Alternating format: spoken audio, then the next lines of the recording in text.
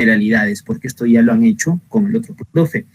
Así que, ¿qué tienes que recordarte de la Segunda Guerra Mundial, amigo? Si lo que se tienen que recordar ustedes es de que estamos hablando del conflicto armado más grande de todos los tiempos.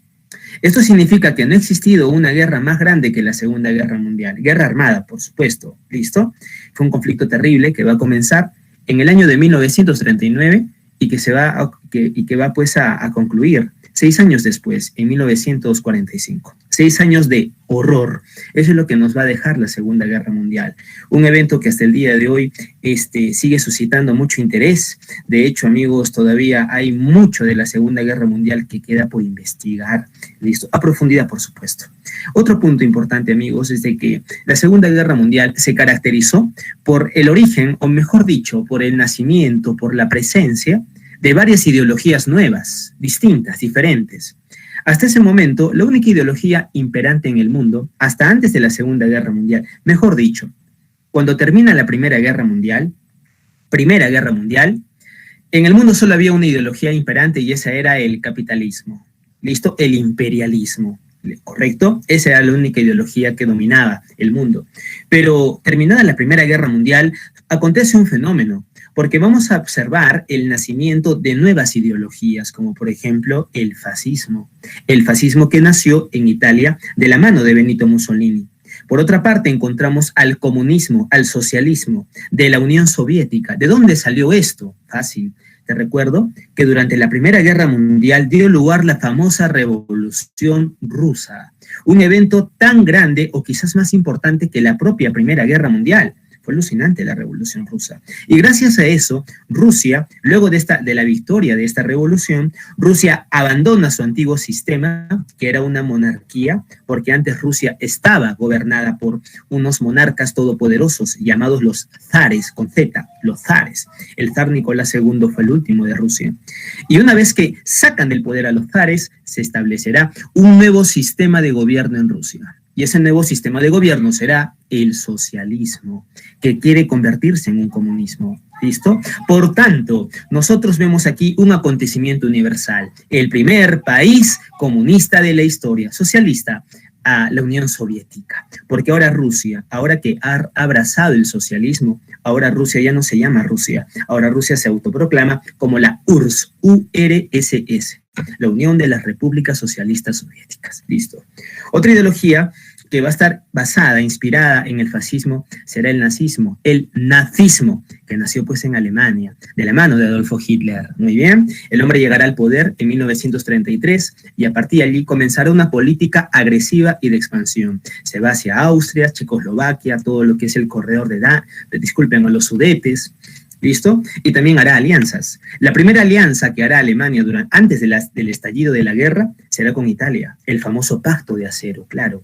Y después hará otro tratado con Japón, el llamado Pacto Tripartito, en el que Alemania, Italia y Japón se van a dar la mano en un bloque llamado el Eje, así se le va a llamar, el Eje. Ese será el primer gran bloque de la Segunda Guerra Mundial, el Eje, Alemania, Italia y Japón.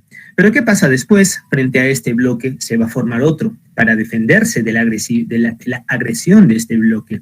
¿Cómo se llamará este segundo bloque que se forma? Simplemente se le va a llamar los aliados y estará formado por Inglaterra y por Francia. Posteriormente por la Unión Soviética, posteriormente por Estados Unidos. Pero en un principio solamente solamente Inglaterra y Francia. Bien. La Segunda Guerra Mundial estallará cuando Alemania invade a Polonia. ¿Listo? Invade reclamándole lo que era el corredor de Danzig, pero al final se le va a repartir con la Unión Soviética. ¿Listo? Una vez que da lugar la invasión a Polonia, la Segunda Guerra Mundial ha estallado y la primera víctima de Alemania será Francia. Claro que para invadir a Francia, antes Alemania invadirá a otros países que no tenían nada que ver en la guerra. ¿De qué países hablamos? De Dinamarca, hablamos de lo que es Holanda, de lo que es Bélgica, los famosos Países Bajos. Alemania los va a invadir para atacar a Francia por la retaguardia y la va a derrumbar, la va a destruir. Y una vez que arrasa con Francia y el ejército inglés, los ingleses van a escapar del continente, en lo que se conoce como el milagro de Dunkerque, ¿sí? Seguramente eso ya han hablado también, es bastante fácil, es bien conocido ese evento. Ahora, ¿qué pasó después de esto, amigos? Luego de esto, Alemania comienza el bombardeo de Inglaterra, da lugar el combate de Londres, una cosa bárbara que va a ganar Inglaterra, por cierto. Claro, gracias a la ayuda de Estados Unidos y también de un invento llamado el radar. Gracias a todo esto, muchachos, finalmente Inglaterra se defiende, pero está fuera de combate y Alemania se siente la ama y señora del continente europeo. Nadie puede hacerle frente al poder de Alemania. Así que ahí Alemania pasará a la segunda fase de su guerra, llamada la fase mundial, en la que ya su expansión ya no se va a restringir solo a Europa, sino que ahora sale hacia otros continentes, como es el caso del norte de África y como es el caso de Asia.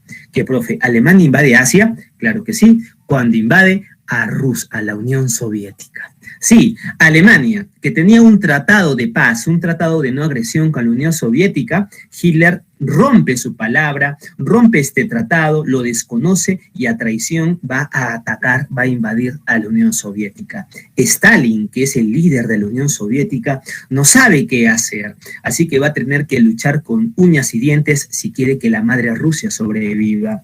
Ahí, amigos, en las estepas rusas, con un frío terrible, atroz, dará lugar lo que se conoce como la batalla más grande de todos los tiempos, más incluso que la Primera Guerra Mundial. No ha habido una batalla más grande que esta en toda la historia de la humanidad. Hablamos de la batalla de Stalingrado, una batalla pero monstruosa. La cantidad de muertos, de víctimas, de heroísmo que vamos a ver aquí será sobrecogedor. ¿Listo? Entonces todo esto dará lugar en la batalla de Stalingrado. ¿Quién ganó la batalla de Stalingrado? Amigos, ¿por qué le pongo tanta incidencia a esta batalla? Fácil. Porque esta batalla, la batalla de Stalingrado, marcó el inicio del fin para los alemanes. En otras palabras, la batalla de Stalingrado fue la primera derrota de Alemania. Y a partir de allí, todas serán, o prácticamente todas, serán derrotas para Alemania. Bien, entonces hasta ese punto Alemania era invencible. Estaba, como te digo, cuando no tienes, estás invicta. Alemania era invicta hasta ese momento, pero luego de Stalingrado, los acontecimientos se le van a comenzar a torcer a Alemania. ¿Listo? Entonces, ahí comienza la derrota alemana. Por otra parte, Japón ha cometido un grave error. Japón ha atacado. Japón, ¿qué te digo? Japón es un país que hizo lo mismo que Alemania, pero en Asia. Invadió a China, invadió a Corea, invadió a todo lo que es va a invadir todo lo que es Camboya, Vietnam, todo lo que es la Indochina, va a invadir todo lo que es Singapur, Corea. Muy bien, o sea, Japón es una bestia también muy fuerte y que se comienza a expandir. Su objetivo es conquistar todo el Océano Pacífico, toda la cuenca del Pacífico, pero tiene un obstáculo. Hay un país en la cuenca del Pacífico que representa una amenaza para el poder de Japón, y no es el Perú, obviamente, sino que ese país es los Estados Unidos, un gigante dormido, una superpotencia dormida. ¿Listo? Así que Japón dice, tarde o temprano me voy a tener que enfrentar a Estados Unidos. ¿Qué hago? Se pregunta Japón. Fácil, el que lo golpea primero, golpea 2 veces, dice Japón, y sin declarar la guerra, y créeme, ese es un golpe bajo, muchachos, porque hay unos tratados, un convenio de Ginebra, el convenio de Ginebra. ¿Qué te dice el convenio de Ginebra? Es una especie ¿qué te digo?, de protocolos que todos los países civilizados del mundo tienen que seguir. ¿Listo? Seas amigo, seas enemigo, tienes que seguir. Por ejemplo, en estos convenios de Ginebra se prohíbe la tortura. ¿Listo? Eso es de bárbaros, digamos. ¿Listo? Entonces, eso se establece. Otro punto que establece el convenio de Ginebra es que si tú vas a agredir a un país, lo vas a invadir, le vas a hacer la guerra, antes de disparar una sola bala, antes de movilizar a tus tropas, tienes que declarar la guerra. ¿Listo? Ese es uno de los puntos que se establecen en los acuerdos de Ginebra, pero evidentemente nadie lo cumplió, tampoco Japón. En estos acuerdos también se prohibía bombardear ciudades, porque, oye, en una guerra los que se tienen que matar, entre comillas, solo son soldados contra soldados, militares. Pero no, la Segunda Guerra Mundial fue una monstruosidad porque se violentó todo esto. ¿Listo? Se bombardeará las ciudades como que si fueran cuarteles generales, donde vamos a encontrar miles de millones de muertos inocentes, mujeres, ancianos y niños y niñas. Algo espantoso. Entonces, eso fue lo que sucedió. Japón no respetó los acuerdos de Ginebra y declara la guerra a Estados Unidos, ataca a Estados Unidos sin declarar la guerra, lo que es un golpe bajo. ¿Qué va a destruir Japón a Estados Unidos? Le va a destruir todo lo que es, seguramente tú ya lo has hecho esto, lo que es un cuartel naval que tenía ya en las islas de Hawái llamado Pearl Harbor. ¿Listo? Y con el bombardeo de esta base marítima, los Estados Unidos ingresan a la Segunda Guerra Mundial. Y su ingreso, pues, amigos, será determinante. Muy bien, será determinante para la guerra. Estados Unidos, unido a un renovado ejército inglés, unido a la resistencia francesa, porque para ese entonces toda Francia, o prácticamente toda Francia, estaba bajo el dominio alemán, bajo el dominio de los nazis.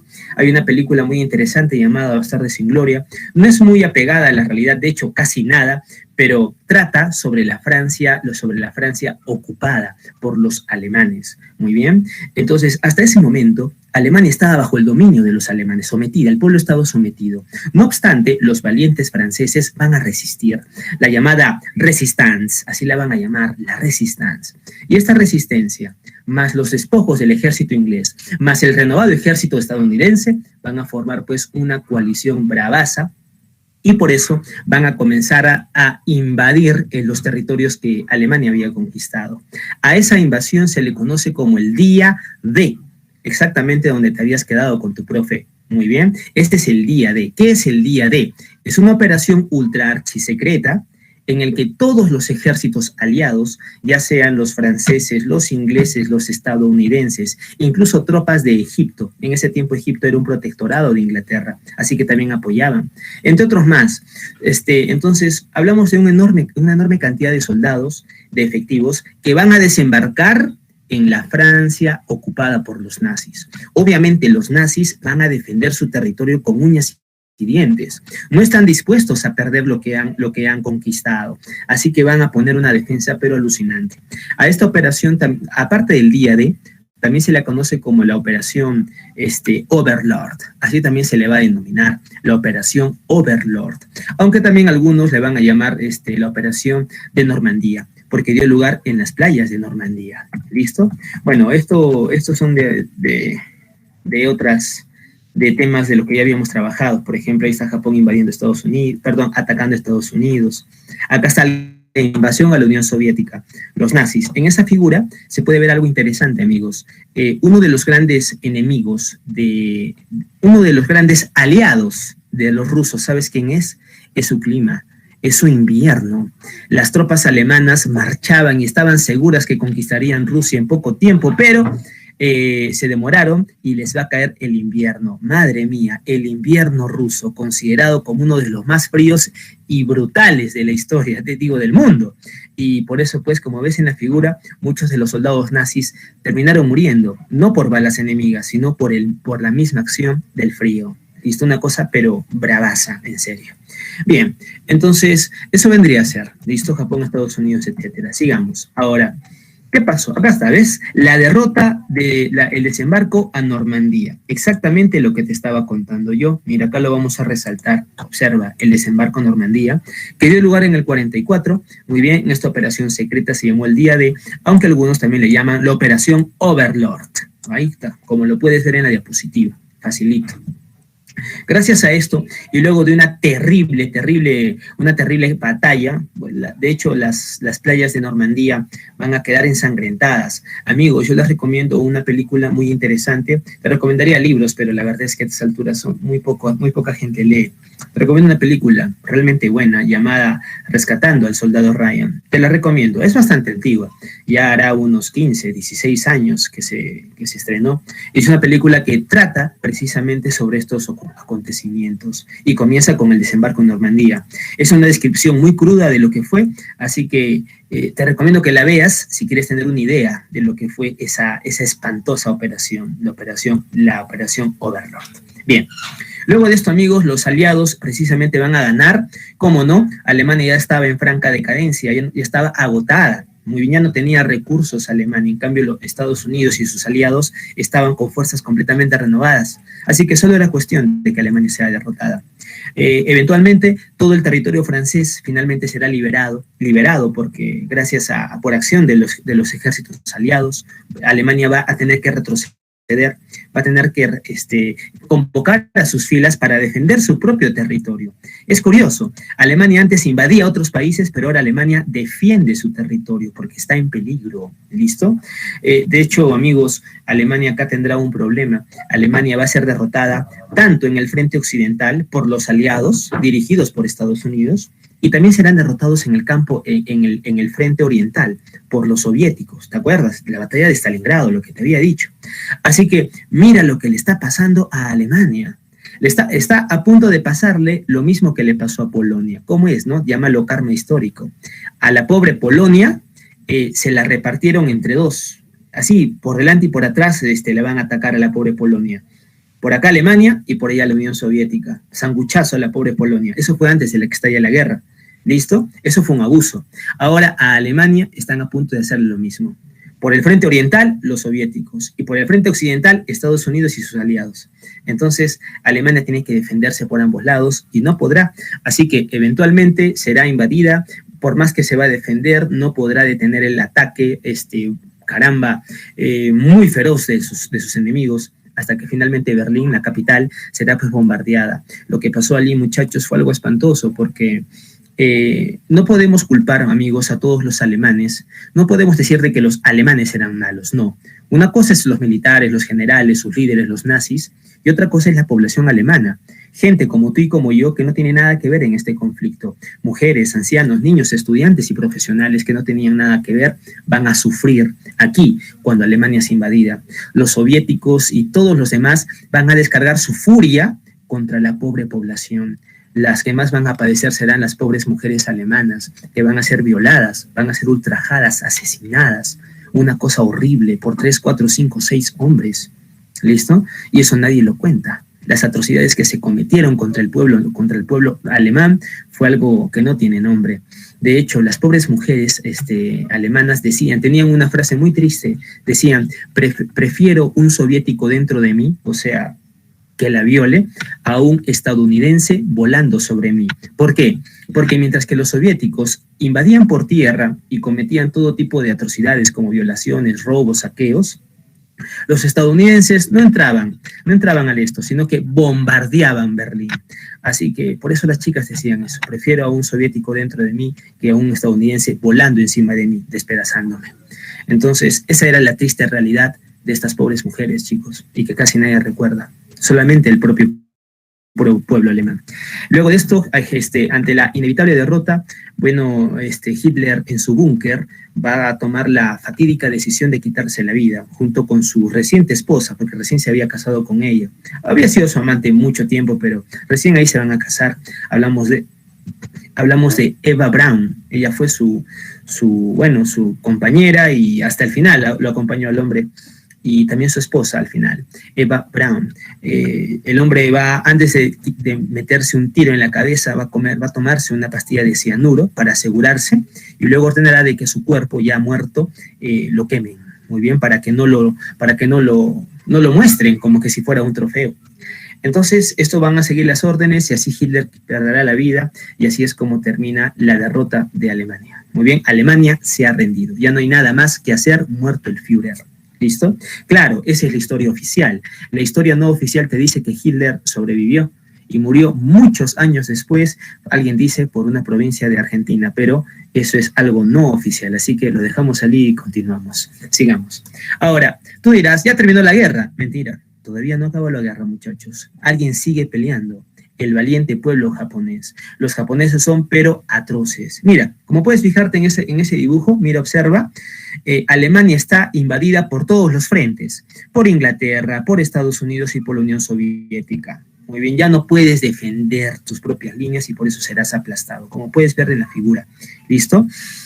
Ahí está, Berlín es bombardeada, Hitler se suicida y así es como termina la guerra para Alemania. Muy bien, con la muerte de Hitler. Hay un diario muy interesante, no pude encontrar este es un diario, ojo, de la época, en la que está publicando la muerte de Hitler. No pude encontrar un diario en español, chicos, lo siento, pero ahí lo tienes. ¿Listo? Ahora, ¿qué pasó con Italia? Claro, Italia, por supuesto, casi olvido Italia. De hecho, casi siempre olvido Italia porque la participación de Italia, amigos, en la Segunda Guerra Mundial fue casi fue irrisoria. Benito Mussolini es un hombre que hablaba mucho, pero que hacía muy poco. Así que al final su ejército y sus sueños eran ¿qué te digo? Eran sueños de opereta, eran algo, bueno, algo muy infantil.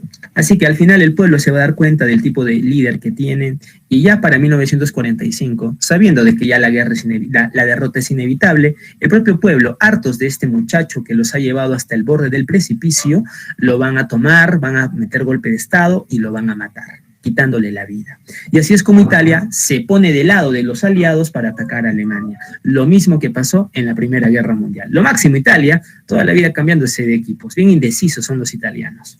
Bien, Mussolini así es, amigos, entonces como pierde la vida, será ejecutado en la plaza, colgado él y su esposa y su familia, me parece. Listo, siguiente punto. Japón. Japón fue un país que peleó literalmente hasta el final.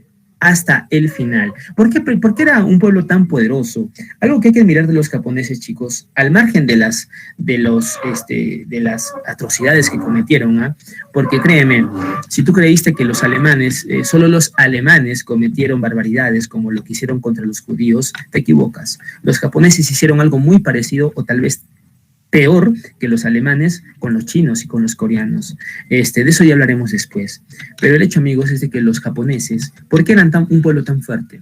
Porque el japonés tiene en ese tiempo, el japonés tenía una idea, tenía un psicosocial muy fuerte. ¿Cuál es este psicosocial? De que los japoneses tenían el orgullo de decir que en 5.000 años de historia nunca habían perdido una guerra. Y eso era verdad, jóvenes. Japón se había enfrentado a grandes potencias como China. Si tú comparas a Japón con China, es un elefante contra una hormiga, literalmente, en tamaños, en dimensiones. Y aún así Japón siempre ganaba sus guerras frente a China, porque eran más disciplinados, más organizados y más unidos. ¿Ah? Entonces, ese orgullo lo tienen muy presente los japoneses. Así que ellos no están dispuestos a ser derrotados y van a pelear literalmente hasta la muerte. Hasta la muerte, no están dispuestos a rendirse. El japonés es tan bravo que, caramba, ya no había balas, lanzaba su casco, lanzaba su arma, no había balas, agarraba una granada y corría contra su enemigo para despedazarse así y también a sus enemigos. Era bravazo el japonés. Es más, esto es ya más que todo una anécdota. Los japoneses, amigos, los soldados japoneses iban a la guerra con katanas, con espadas. Claro, no eran espadas de alta calidad, eran hechas en masa, pero iban con unas espadas. ¿Por qué, tú dirás? ¿Para qué llevar una espada a una guerra moderna en la que tienes armas de fuego? Bueno, es porque es una costumbre de su cultura. Para ellos, un guerrero no puede marchar a la guerra sin su katana, es algo espiritual, ¿comprendes? Es algo propio de su cultura. Así que eso los llevó a llevar con sus espadas. Y las utilizaron. Cuando los japoneses ya no tenían con qué defenderse, sacaban su katana en estado berserk, así en modo no sé, y corrían contra las metralletas. Obviamente van a ser despedazados, pero basta con que uno llegara a los gringos, pucha, que ya pues los rebanaba, ¿no? Ensalada de estadounidenses, era bravazo los japoneses, tasajeando gente, así que daba miedo. Entonces, van a pelear hasta el último centímetro. Japón pierde la guerra. Frente a Estados Unidos, Japón no tiene nada que hacer, es mucho más débil.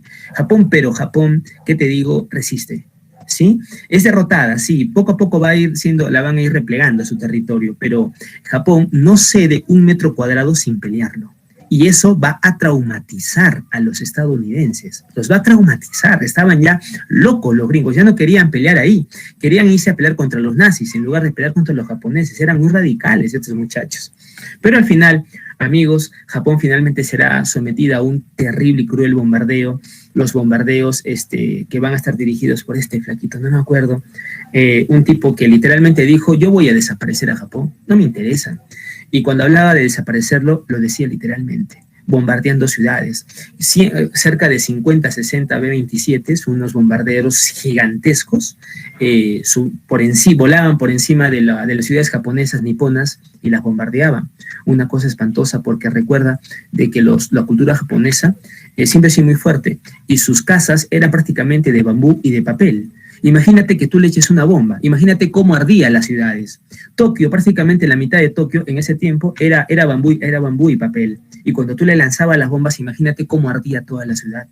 Entonces, fue una gran pérdida, también cultural para los japoneses lo que pasó allí. Pero aún así no se rinden. Así que al final, el presidente de Estados Unidos, llamado, caramba, Freeman, muy bien, Truman, que estoy hablando, Harry Truman autorizará el lanzamiento de un arma terrible que se acaba de inventar, la bomba atómica. ¿Listo? La bomba atómica. La primera bomba atómica que se diseña para lanzarla, le van a poner el nombre de Little Boy. ¿Qué nombre tan, qué nombre, no? Qué cruel, qué macabro es el pensamiento humano de ponerle un nombre tan agradable, pequeño niño, así le pusieron, Little Boy, a un arma tan horrenda como fue la bomba atómica. Listo, así la van a llamar Little Boy, como si fuera un juego. Y bueno, pues el piloto de este B-27 va a dirigirse a Hiroshima. Esto fue un 6 de agosto de 1945. Y ya pues lanzará la bomba, el Little Boy lanza y va a explotar cerca de 2 kilómetros antes de caer a la superficie, formando una bola de fuego espantosa. Por 2-3 segundos, esta bola de fuego alcanzó la temperatura de la superficie del Sol. Imagínate, a la gente no la quemó, a la gente la evaporó, literalmente la evaporó. Hay fotografías terribles en las que se ven, ¿saben qué, chicos? Es una cosa bárbara. Se ve la silueta de un hombre que estaba caminando con una bolsa y su silueta ha quedado impresa. Es como que si su sombrita hubiera quedado impresa en el muro. Muy bien. ¿Por qué? Porque el hombre desapareció. La bomba estalló, tan rápido fue todo que él desapareció y solo quedó su sombra, impresa en un muro. Nada más, igual un niño. Entonces, eso fue el horror de la bomba atómica. Y si tú pensaste que ahí acababa todo, no fue así. Imagínate todas las víctimas secundarias. Te hablo producto de la radiación, de las quemaduras, los sobrevivientes, la gente que quedó ciega. Cientos de miles de japoneses quedaron ciegos al ver ese resplandor. Muy bien, mutilados toda su vida. Entonces, todo eso fue provocado por la bomba de Harry Truman. No bastando con eso, 3 días después se decide lanzar otra bomba. ¿Listo? Otra bomba. Esta bomba, tú dirás, Nagasaki, profe. No, no es así. No era Nagasaki. Déjame contarte que la ciudad elegida no era Nagasaki, era otra ciudad llamada Sapporo, me parece, Sapporo. Caramba, ¿cómo se me podía el nombre? No puedo creerlo, es tan importante. No era Nagasaki, era la ciudad de Sapporo, me parece. Pero ¿qué pasó? La naturaleza le salvó el destino de Sapporo, porque el bombardero que tenía que lanzar la bomba sobre esta ciudad, llegó al punto, pero estaba nublado, completamente nublado, y no había manera de saber dónde iba a caer tu bomba. Así que como había poco combustible, deciden lanzar la bomba a la ciudad más cercana. ¿Y cuál era? Nagasaki. Así que, mira, unas simples nubes le salvaron la vida a una ciudad, pero condenaron a otra. Unas simples nubes. Y así fue como fue destruida Nagasaki. Fue destruida con otra bomba, era otro prototipo. No era uranio, era plutonio. Era una bomba llamada Fatman, hombre gordo, listo, porque era una bomba más pesada, ¿sí? Y bueno, con un resultado similar, de espantoso que Hiroshima. Y bien, amigos, luego de esto, el emperador Hirohito, sabiendo de que ya no hay nada más que hacer, que la propia supervivencia de su pueblo está en juego, finalmente decide rendirse. Y así es como la Segunda Guerra Mundial llega a su fin. ¿Listo? Ahí lo tenemos entonces. La Segunda Guerra Mundial. Ahí lo tienes al emperador Hirohito en imágenes, acá a la derecha. Muy bien, a la izquierda una fotografía de lo que fueron estas bombas nucleares. El arma más terrible creada por el hombre. Qué pena que la creatividad del hombre, tan intelectual, tan capaz, lo utilice para esto. Esto solamente demuestra de que nosotros seguimos siendo los mismos animales. Muy bien, de siempre, de los tiempos primitivos, que peleamos y nos matamos por un pedazo de tierra. Hemos progresado técnicamente, pero no culturalmente, tampoco socialmente. Bien, jóvenes, entonces eso fue el fin de la Segunda Guerra Mundial. Listo, ahí lo tienes al emperador Hirohito, una rendición incondicional. Listo, ahí está. Ha desaparecido toda vida humana, animal y vegetal en la zona de Hiroshima, y eso sí es verdad. ¿Listo? Bien, muchachos, entonces hasta aquí hemos llegado con la Segunda Guerra Mundial. Consecuencias, claro, casi lo olvido. ¿Cuáles son las consecuencias de este conflicto? A ver, Una de las consecuencias principales será pues las pérdidas humanas. Estamos hablando de aproximadamente 40 millones de pérdidas, de vidas humanas perdidas. Una cosa así bárbara. Y 6 millones de judíos que también van a morir, producto de la locura nazi, con lo que fue pues los campos de concentración, lo que fueron los guetos, lo que fueron las cámaras de gas. De eso ya también es otro punto. Pero el hecho es de que vamos a encontrar 40 millones de pérdidas humanas. Siguiente punto, van a nacer nuevos países, muy bien, como por ejemplo Yugoslavia, Polonia, muy bien, entre otros países más. También vamos a encontrar aquí algo importante, la creación de una institución increíble. Una institución desaparece. ¿Qué institución va a desaparecer? La Liga de las Naciones, o también llamada Sociedad de las Naciones. ¿Por qué desaparece? Es fácil. Esta liga, esta Sociedad de las Naciones, se creó luego de la Primera Guerra Mundial. ¿Para qué se le va a crear? Se la creó con el objetivo de evitar el estallido de una Segunda Guerra Mundial. Obviamente no pudo lograrlo, fracasó en su objetivo. Por eso dio lugar la Segunda Guerra Mundial. Así que ante su fracaso se la va a disolver y sobre sus bases se va a construir otra organización más eficaz llamada la ONU, lo que tú conoces, la Organización de las Naciones Unidas.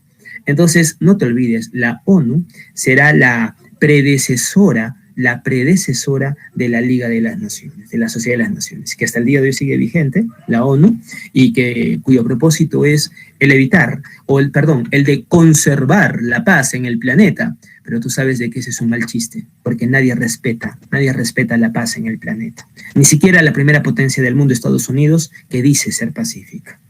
En fin, entonces ahí tenemos, amigos míos, lo que vendría a ser las consecuencias de la Segunda Guerra Mundial. Otra de las consecuencias fue consecuencias positivas, el avance de la tecnología. Si alguito de bueno nos han dejado las guerras mundiales, fue una explosión de los avances tecnológicos, ya sea en lo que es no solamente tecnología militar. Profesor,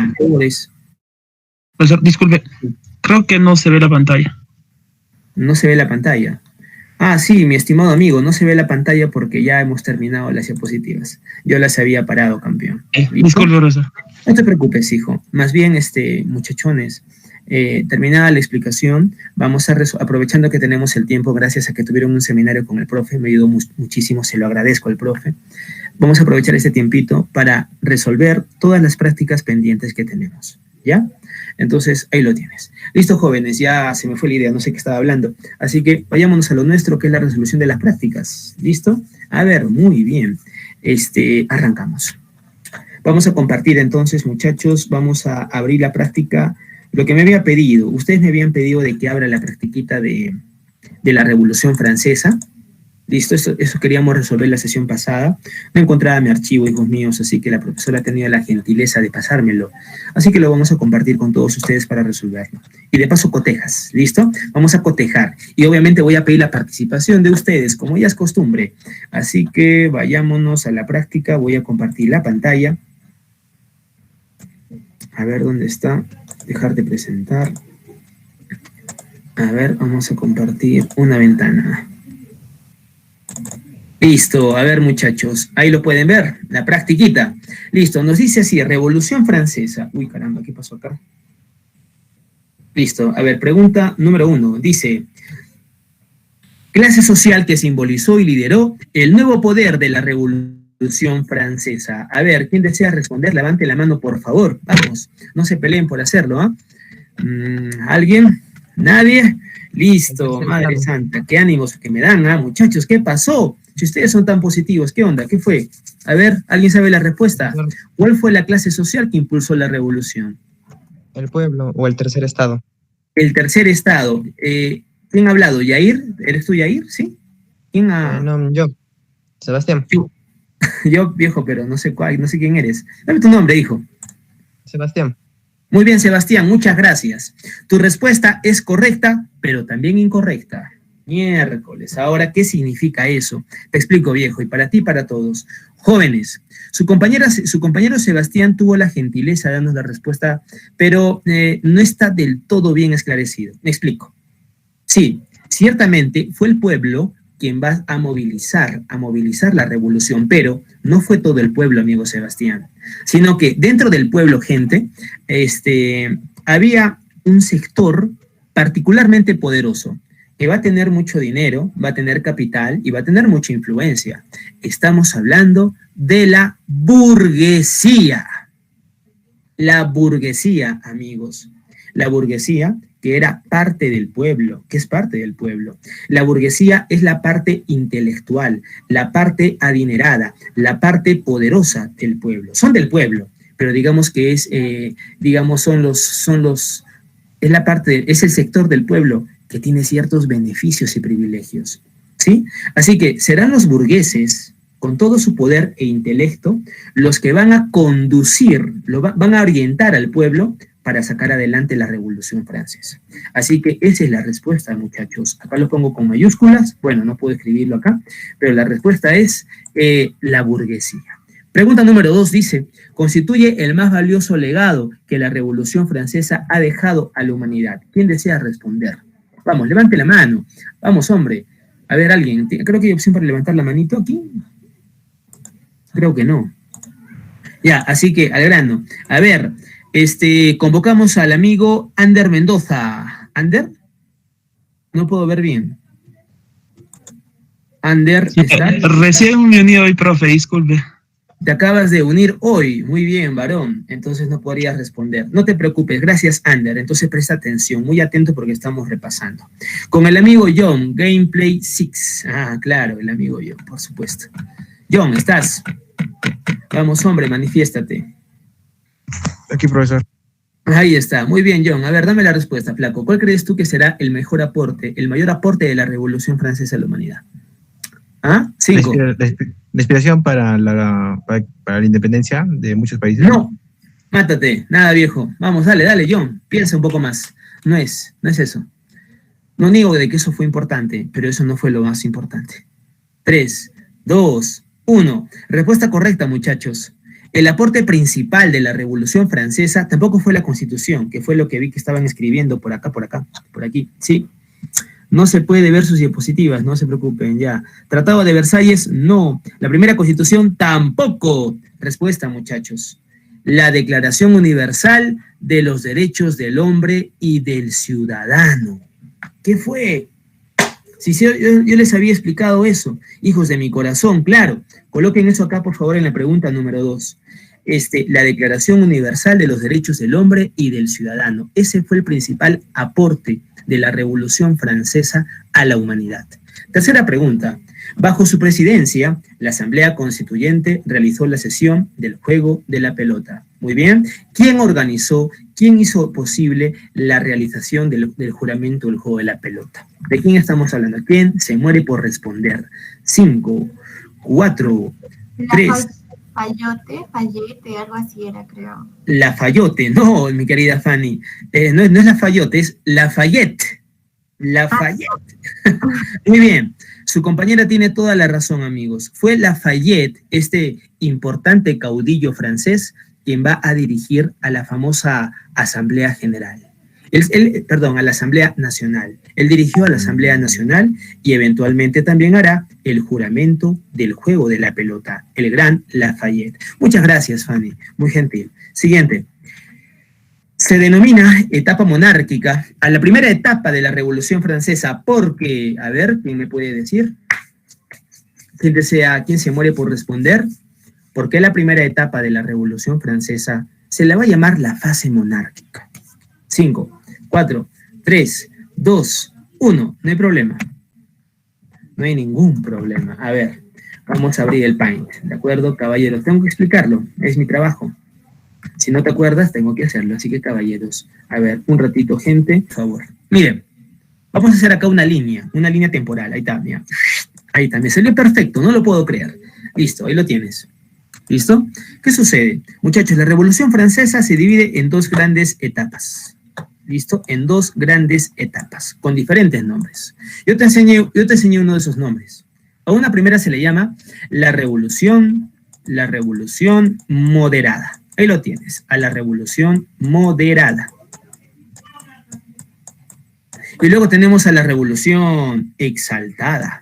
¿Listo? Mucho más violenta, mucho más terrible. La revolución exaltada. Ese es un nombre que tú le puedes dar, pero hay un segundo nombre, ¿sí? ¿Cuál es? Lo explico ahora. A la revolución moderada, amigos, también se le va a llamar, ¿dónde es el puntero? También se le va a llamar la etapa monárquica. ¿Por qué, profesor? ¿Por qué motivo? Fácil. Se le va a llamar la etapa monárquica. Muy bien, por el siguiente motivo, muchachos. Acá está. Se le va a llamar así porque durante la Revolución Moderada, amigos, lo que el pueblo francés va a lograr será promulgar su primera constitución política. Mira, acá van a promulgar la primera constitución política de Francia. ¡Qué hermoso! Muy bien, ahí está. Maravilloso. Allá, la pregunta es, ¿qué sistema de gobierno establece esta constitución política? ¿Sabes qué sistema de gobierno establece? Establecerá lo que nosotros conocemos como una monarquía constitucional. Yo ya expliqué con lujo de detalle lo que es esto. Vamos a recordarlo. Monarquía constitucional. ¿Monarquía qué es? Cuando un solo hombre tiene el poder. Constitucional, ¿verdad? Cuando ese hombre está regido por una constitución. Es decir, encontramos a un rey. Sí, pero ese rey tiene que respetar la constitución. Eso es una monarquía constitucional. Así que durante esta época todavía tenemos al rey. Acá todavía hay un rey que gobierna, todavía hay un rey, hay un monarca. Y por eso a la Revolución Moderada también se le va a llamar la etapa monárquica, porque todavía encontramos a un monarca, todavía tenemos un rey gobernando en Francia. La etapa monárquica o moderada, ¿viste? Esa es la razón del por qué se le va a llamar así. A la revolución exaltada, en cambio, se le va a denominar se le va a denominar la etapa republicana. ¿Por qué se le va a llamar así, profe? Fácil. Se le va a llamar la etapa republicana, amigos, porque en esta segunda etapa ya no hay reyes, sino que encontramos a un poder ejecutivo que representa al presidente. Muy bien, entonces eso ya es una república y por eso se le llama etapa republicana, ¿correcto? Entonces esa vendría a ser la respuesta en nuestro PDF. Bajo su presidencia, no, disculpen, se denomina etapa monárquica a la primera etapa de la Revolución Francesa porque el sistema de gobierno que se establece fue una monarquía constitucional. Aquí está, miren el paint, acá está, monarquía constitucional, bien clarito. Ahí está, monarquía constitucional. Lo que significa de que todavía hay un monarca. Listo, siguiente pregunta. Dice así, ministro que aconseja al rey Luis XVI convocar a los estados generales. Muy bien, ¿de quién estamos hablando, jóvenes? ¿Quién me puede responder, por favor? 5. Necker. ¿Perdón? Necker, algo así. Necker. Sí, Necker. Excelente. Muy bien, gracias, Sebastián. Su compañero tiene toda la razón, amigos. No voy a explicar esta parte que su compañero nos recuerda. A ver, vamos a borrar esto, ¿ya? Jóvenes, Francia estaba en crisis. Esto es antes de la Revolución Francesa. Estaba en crisis. Así que el rey llamado Luis XVI, para poder salvar a Francia del desastre, convoca a un ministro de Economía muy importante llamado Necker. Antes había convocado a un tal Turgot, pero lo va a sacar del poder y lo reemplaza por Necker. Acá está el gran Necker. ¿Listo? Necker no podrá solucionar los problemas de Francia, así que al final Necker le dice, mi rey, la única manera de salvar a Francia del desastre es convocando a una asamblea de los estados generales. Algo que también te había explicado con lujo de detalles. ¿Listo? Así que la respuesta es Necker. Siguiente, acción bélica que permitió en 1792 salvar a Francia revolucionaria de la invasión de los ejércitos de Austria y Prusia. Muy bien, ¿de qué batalla estamos hablando? 5, 4, 3, ¿nadie? ¿Nadie, muchachos? ¿En serio? 3, 2, 1 y tiempo. Muy bien, respuesta correcta. Jóvenes, Napoleón Bonaparte fue el gran héroe de Francia, de la Revolución Francesa también, porque cuando Francia intentó ser invadida, cuando a Francia la intentaron invadir varias potencias como Prusia, como Inglaterra, como por ejemplo España, Portugal, a Cerdeña, Austria, Francia se va a defender. ¿Listo? Francia va a defender y va a ganar gracias a un solo hombre llamado Napoleón Bonaparte, en lo que se conoce como la batalla de Siracusa. Muy bien, la batalla de Siracusa. No te olvides de eso. Batalla de Siracusa. Siguiente. El problema del voto ocurrió durante una cosa llamada los Estados Generales. ¿Listo? Acá vas a colocar eso. Los Estados Generales. Siguiente pregunta. La abolición de la monarquía se produjo durante. Listo. A ver, revisemos el PAI. Bueno, yo lo había borrado. Muchachos. Esta abolición se va a dar durante la Revolución Exaltada. Eso colócalo, por favor. Yo ya no lo puedo escribir, no lo puedo redactar, hijos míos. Pueden anotar la respuesta en otra parte. La abolición de la monarquía se produjo durante la Revolución Exaltada. ¿Listo? Siguiente. Gobernante francés durante la llamada época del terror. Uy, uy, uy. ¿Alguien desea responder? 5, 4, ¿alguien? ¿Nadie? Jóvenes, nadie, en serio. ¿Alguien? Muy bien, gracias, Sebastián, una vez más. Así es, amigos. El gran Robespierre será el líder de lo que fueron los jacobinos. Y se le conoce, pues, como la época del terror. Porque cuando los jacobinos tomaron el control de la Revolución Francesa, cometieron mil y un desastres, ¿no? Van a guillotinar a mucha gente, van a perseguir a muchas personas, perseguidos políticos, y acabarán todos sin cabeza en la guillotina, una cosa bárbara. El propio Robespierre finalmente pagará sus crímenes siendo guillotinado él mismo. Así murió. A quien hierro mata, a hierro muere. Listo. Siguiente pregunta. A ver, etapa de la Revolución Francesa donde se formuló la Declaración de los Derechos del Hombre y del Ciudadano. Listo. A ver, para eso vamos a